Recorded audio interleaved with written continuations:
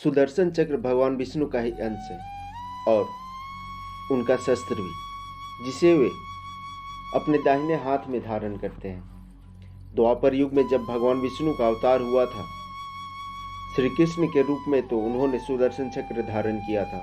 त्रेता युग में भी सुदर्शन चक्र था। हर युग में सुदर्शन चक्र का इस्तेमाल हुआ है। क्या कलयुग में भी इसे यूज किया जाएगा? क्या भगवान कल की इसका इस्तेमाल करेंगे और किसे मारेंगे, या फिर किस देश के खिलाफ इसका इस्तेमाल होगा?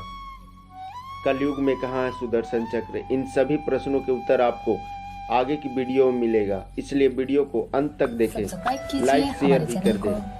और अगर आप इस चैनल पर नए हैं तो सब्सक्राइब बटन को प्रेस करके चैनल को सब्सक्राइब कर लें। पहले जान लेते हैं सुदर्शन चक्र की उत्पत्ति कैसे हुई। शास्त्रों के अनुसार हम जानते हैं असुर हमेशा से ही स्वर्ग लोक पर आक्रमण करते रहते थे। एक बार असुरों ने स्वर्ग पर आक्रमण कर सभी देवताओं को बंदी बना लिया था। सभी देवताओं ने हार मान लिया था। यहाँ तक कि भगवान विष्णु भी असुरों को मारने में असफल हो गए थे। तब भगवान विष्णु ने भगवान शिव की तपस्या की। कमल पुष्प के अभाव में श्री विष्णु ने अपना एक नेत्र शिवलिंग पर अर्पित कर दिया। भगवान शिव ने उनकी भक्ति से प्रसन्न होकर एक अचूक चक्र प्रदान किया। इसी सुदर्शन चक्र से विष्णु ने कई असुरों का वध किया है। ऋग्वेद में चक्र का उल्लेख विष्णु के प्रतीक और समय के चक्र के रूप में मिलता है। एक कथा ऐसी भी है जिसमें पुराणों में वर्णित है कि सुदर्शन चक्र को देवताओं के शिल्पकार भगवान विश्वकर्मा ने बनाया था। सुदर्शन चक्र का इस्तेमाल भगवान विष्णु के अंशावतार और पूर्ण अवतार ने किया है। भगवान परशुराम ने भी इसका उपयोग किया था। कलयुग में भी सुदर्शन चक्र का इस धरती पर आज भी मौजूद है, जिसे भगवान विष्णु के साथ दक्षिण भारत में पूजा जाता है। द्वापर युग में श्री कृष्ण के बैकुंठ वापस जाने के बाद इसे तिरुवल्ला नामक जगह पर इसे स्थापित कर दिया गया, जहां भगवान विष्णु स्वयं विराजमान है। त्रेता युग में भगवान राम के साथ सुदर्शन चक्र भी शत्रुघ्न के रूप में जन्म लेकर इस धरती पर आए थे। पुराणों के अनुसार कलयुग में जब भगवान कल्कि का अवतार होगा तो इस अस्त्र का उपयोग परमाणु बम के जैसे किया जाएगा, क्योंकि यह परमाणु बम से भी कई गुना अधिक शक्तिशाली है। जब सभी देश एक दूसरे पर आक्रमण करेंगे, चाहे चारों तरफ से खतरनाक एक्सप्लोसिव का इस्तेमाल होगा, उस वक्त भगवान कल्कि इस अस्त्र का इस्तेमाल करेंगे। और वह वक्त अब ज़्यादा दूर नहीं है। प्रेजेंट सिचुएशन जो बना हुआ है अभी पूरे विश्व में, उसके हिसाब से अंत काफ़ी नज़दीक आ चुका है। आने वाले समय में मानव जाति लाचार हो जाएगा। बेरोजगारी, बीमारी, भूखमरी और अनाज की कमी से चारों तरफ हाहाकार मच जाएगा।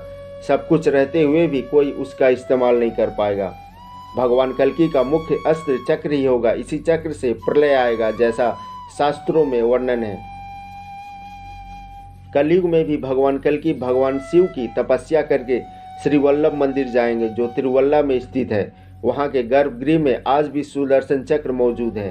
भगवान विष्णु के परशुराम अवतार में रामबाल अवस्था में भगवान शिव की तपस्या करने कैलाश पर्वत गए थे। उन्होंने 20 वर्षों तक शिव की तपस्या की थी। उसके बाद जब उनकी आयु लगभग 35 से 40 वर्ष की रही होगी, तब वह अपने घर वापस आए थे और दुष्टों का संहार किया था और असुर राजाओं से प्रजा को बचाया था। इस कलयुग में भी कल्कि का परशुराम के जैसा ही अवतार हुआ है। इन दोनों का उद्देश्य केवल धर्म की स्थापना और अधर्म का नाश करने के लिए हुआ था और हुआ है। भगवान कल्कि अभी दुनिया के सामने नहीं आए हैं, क्योंकि अभी वह समय नहीं आया है। उनकी आयु जब 35 से 45 के बीच होगी, तब वे भी धीरे धीरे दुष्टों का संहार और अपनी न्याय की प्रक्रिया को प्रारंभ कर देंगे। अभी तो कुछ नहीं हुआ है। 2024 से 25 में आप देखेंगे कि अभी जो सिर्फ 2-4 देश आमने सामने हैं, उनकी तादाद धीरे धीरे और कितनी बढ़ती जाएंगी। आधी आबादी तो ऐसे ही समाप्त हो जाएगी। बचे हुए कुछ प्राणी जीव जंतु के साथ पुनः धर्म की स्थापना इसी धरती पर होगी। धर्म ग्रंथों और पुराणों में मिट्टी की काफ़ी अहमियत है। यह पंच तत्व है, अंत में यही बचेगा। सारे मल्टी स्टोर्ड बिल्डिंग्स, हमारे द्वारा निर्मित सभी संसाधन समाप्त हो जाएंगे और ये काम प्रकृति स्वयं करेंगी। नेचुरल डिजास्टर से बचेंगे सिर्फ कच्चे मकान और घास फूस के घर। इसलिए मोह माया त्याग दे, धन का अर्जन में अपना व्यर्थ का समय न गंवाएं, प्रभु की भक्ति करें। धन्यवाद।